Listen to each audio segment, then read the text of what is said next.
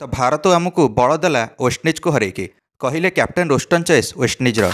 भारत दल 7 विकेट जीतीगला द्वितीय test match आउ सीरीज को 2-0 ने क्लीन स्वीप करा वेस्टइंडीज विपक्ष में। किंतु भारत पर आम बल पाइलु कहले वेस्टइंडीजर कैप्टेन रोस्टन चेस। भारतीय कोच गौतम गंभीर आम पराजय पर कहले जे वेस्टइंडीज टीम बिना विश्व क्रिकेट संपूर्ण हेब नहीं। भारत क्रिकेट आमको ठीक से बुझिले यही सीरीज रे अन्य कौ भी विदेशी टीम एमती बुझीपार नथिले। आम टीम रे एक्सपीरियंस न थाई मध्य आमर दुईटा खेली जॉन कैम्बल आउ साई होप शतक मारिले द्वितीय टेस्ट रे। आम द्वितीय टेस्ट हारीगलु किंतु प्रशंसा मिला भारत ठारू आम लड़ाई पर। आमको हरला कैप्टेन सुमन गिल जमा भी अहंकार नाला। आम द्वितीय टेस्ट मैच रे भल फाइट कलु बोली सुमन गिल प्रशंसा करें कहले captain Roston Chase. Roston Chase कहले भारतीय खेली बड़ पणिया देखी बहुत ही खुशी लगुच।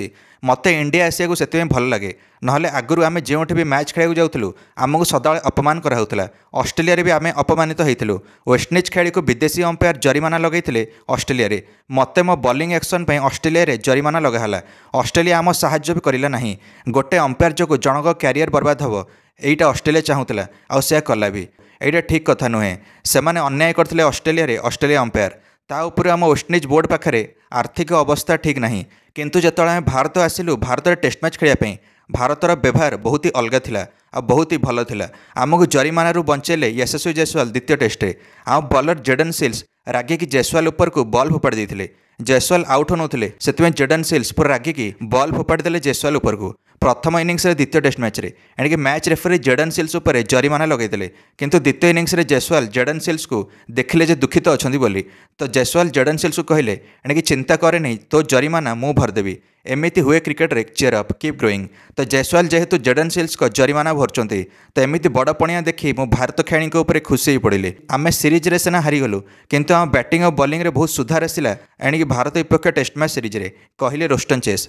एणिक के राहुल द्वितीय टेस्ट मैच अर्धशतक मारिले और जिताइले भारत को आ शेष जाए रहिले और शेष में वेस्टइंडीज खेल को आसी प्रोत्साहित करें अभ्यास जारी रख बहुत ही टैलेंट अच्छी वेस्टइंडीज क्रिकेट रे आम बहुत आगक जापर बोली के राहुल कहले। कारण द्वितीय टेस्ट मैच को जदि विश्लेषण करवा भारत प्रथम बैटिंग करके 508 रन करला तापर डिक्लेयर देला प्रथम इनिंग्स रे 5 विकेट हराई। तापर वेस्टइंडीज निज प्रथम इनिंग्स आरंभ कर 248 रन ऑल आउट है आ फॉलोअन आड़ाई न पार्थिबारु कैप्टेन सुमन गिल पुणी बैटिंग कराइले वेस्टइंडीज को। किंतु वेस्टइंडीज द्वितीय इनिंग्स रे कमबैक करिला आ वेस्टइंडीज 390 रन करिला द्वितीय इनिंग्स रे। आ भारत पे टार्गेट रहिला 121 रन कौन पर 120 रन रही लीड नहीं पारा वेस्टइंडीज। एणिक भारत ये टार्गेट टी 35 ओवर ही चेस करनेला।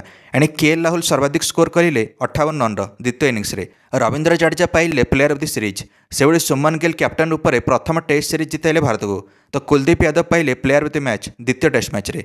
एणिक प्रथम इनिंग्स रे 3टा विकेट नहीं आ द्वितीय इनिंग्स रे 5टा द्वितीय टेस्ट मैच रे। आ भारत सीरीज जीतिकी विश्व test championship points table number 3 स्थान बजाय रखिला 61.9% सहित। भारत उपर एवं श्रीलंका अच्छी नंबर 2 रे विश्व टेस्ट चैंपियनशिप पॉइंट्स टेबल एणिक 66.7% सहित। ऑस्ट्रेलिया अच्छी नंबर 1 रे 100% सहित। तो जार प्रतिशत अधिक रहिबो से ही प्रथम 2 दल जिबे WTC फाइनल खेलिया 2027 रे। विराट कोहली एवं पहुंची सारी नୂଆ दिल्ली। काली भारत टीम सहित मिसिकी ऑस्ट्रेलिया गस्तर जिबे रोहित और विराट ओडीआई सीरीज खेलिया जहाँकि अक्टोबर 19 तारिख आरंभ हम। वेस्टइंडीज कैप्टेन रोस्टन चेस कहते भारत को मोर शुभकामना भारत ही जीतु ऑस्ट्रेलिया गस्तर भी। आपण मैंने निश्चय मंतव्य कमेंट दे वीडियो को लाइक और चैनल को सब्सक्राइब करदे समस्त क्रिकेट अपडेट्स। धन्यवाद।